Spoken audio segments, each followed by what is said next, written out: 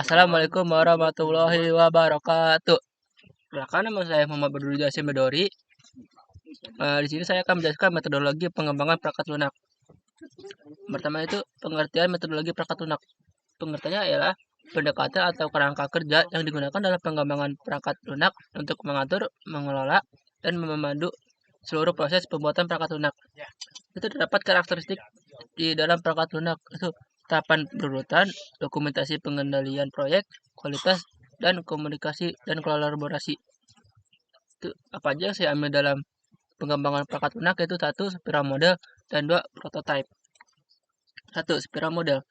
Spiral model merupakan proses perangkat lunak yang memadukan wujud pengulangan dari model prototyping dengan aspek pengendalian dan sistematika dari linear sequential model dengan menambahkan elemen baru, yaitu analisis risiko. Model ini memiliki 4 aktivitas penting, yaitu 1. Perancangan atau planning, penentuan tujuan, alternatif, dan batasan. 2. Analisis risiko atau risk analysis, yaitu analisis alternatif dan identifikasi atau pemecah risiko. Ketiga, rekayasa atau engineering, yaitu pengembangan level berikutnya dari produk. Keempat, evolusi pemakaian atau customer evolution, yaitu penilaian terhadap hasil rekayasa bentuk spiral, memberikan gambaran bahwa semakin besar iterasinya, maka menunjukkan semakin lengkap versi dari perangkat lunak yang dibuat selama awal sirkuit, objektif, alternatif, dan batasan didefinisikan, serta risiko diidentifikasikan dan dianalisa. Selanjutnya itu kelebihan dan kekurangan metodologi spiral model. 1. Kelebihannya yaitu fleksibilitas. Spiral model membutuhkan fleksibilitas yang tinggi dalam perubahan persyaratan dan desain karena setiap iterasi melibatkan pemahaman yang lebih baik tentang sistem yang sedang dikembangkan. Ini membuatnya cocok untuk proyek yang mungkin mengalami perubahan persyaratan sepanjang siklus pengembangan. Yang kedua yaitu proses penyempurnaan berulang. Spiral model mendorong perbaikan berulang dengan setiap iterasi.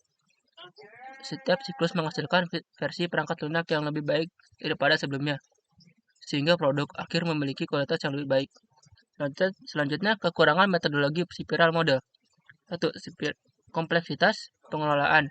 Pengembangan dengan model spiral dapat menjadi lebih kompleks daripada beberapa metodologi lainnya karena melibatkan iterasi berulang dengan fase-fase yang mungkin berbeda.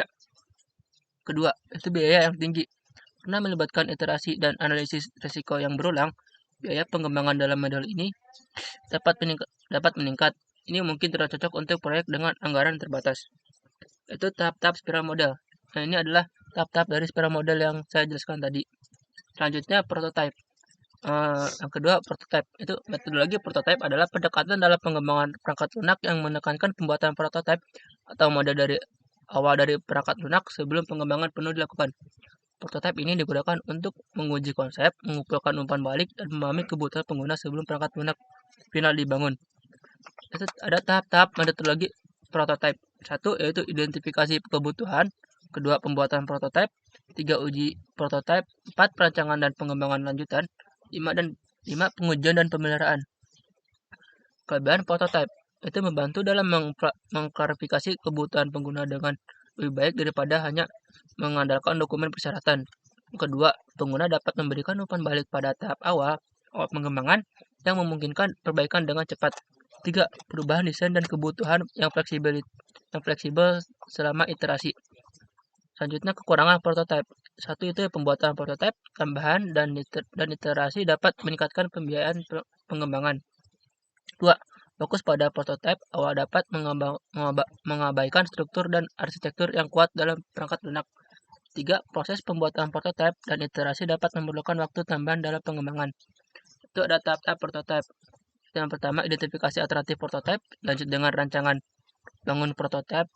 Selanjutnya, uji prototipe, itu siapkan prototipe USD. Yang selanjutnya, evaluasi dengan pengguna.